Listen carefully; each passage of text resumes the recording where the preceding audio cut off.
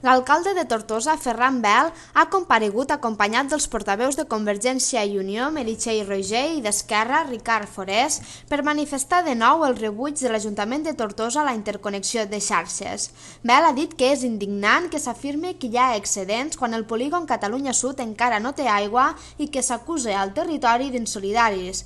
Així mateix, l'alcalde de Tortosa ha afirmat que l'Ajuntament mantindrà una actitud ferma i bel·ligerant contra la interconnexió de xarxes, un projecte que s'ha materialitzat a esquenes del territori. Bel ha assegurat que farà arribar la posició del consistori a tots els llocs on estigui representat i que caldrà veure legalment què es pot fer. Així mateix ha afirmat que l'Ajuntament mantindrà una posició ferma i ha acusat els socialistes d'haver assumit el mateix discurs que el PP amb el Pla Hidrològic Nacional i actuar com una compactadora. L'alcalde de Tortosa també ha lamentat que s'acusi al govern d'insolidari quan només se'n recorden de l'Ebre quan els hi fa falta i ha insistit que no hi ha sobrants d'aigua. A més, ha recordat que l'aigua que no es consumeix reverteix al riu. S'està acusant el territori d'insolidari. Jo puc entendre que ho faci algú des de la distància i que només se'n recorden de les Terres de l'Ebre quan faci falta i quan els hi fem falta. Però clar, que la situació sigui de que les Terres de l'Ebre no volem ser solidàries, a mi com a alcalde de Tortosa m'indigna. No hi ha sobrants, no hi ha excedents. El Consorci d'Aigües no té excedents, no enganyem a ningú. No és veritat així. El Consorci d'Aigües no ens dona més aigua al Catalunya Sud i tenim mesos que no tenim aigua a Tortosa.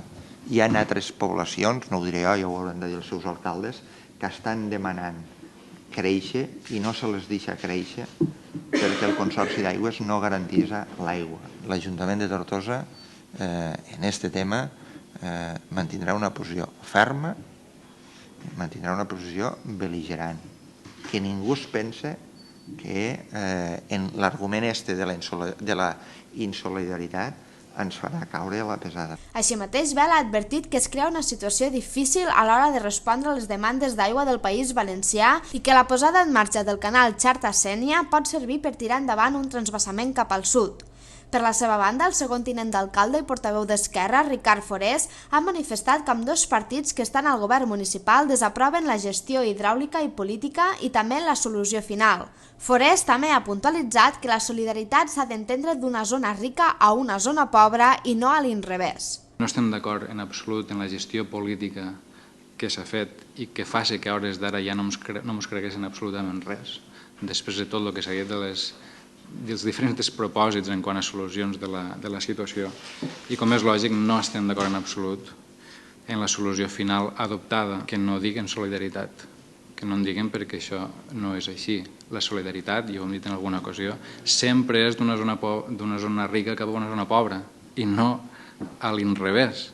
Bel també ha avançat que aquest divendres a la tarda el Departament de Medi Ambient de la Generalitat ha convocat una reunió amb els alcaldes del territori, a la qual hem sabut que també seran presents les dues comunitats de regants del Delta de l'Ebre per informar-los del projecte.